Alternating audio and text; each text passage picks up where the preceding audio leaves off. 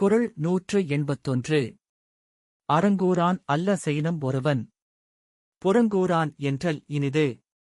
பொருள்: ஒருவன் சில தவறுகளைச் செய்திருந்தாலும் பிறரைப் பற்றி புறங்கூறாமல் இருப்பான் என்றால் அதுவே அவனுக்கு ஒரு பெரிய நல்ல குணமாகக் கருதப்படும்.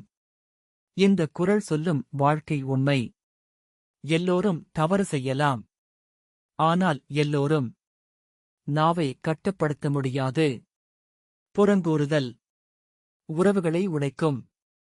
மௌனம் காப்பது பல சண்டைகளைத் தவிர்க்கும். பேசாமல் இருப்பதும் ஒரு பெரிய அறம்.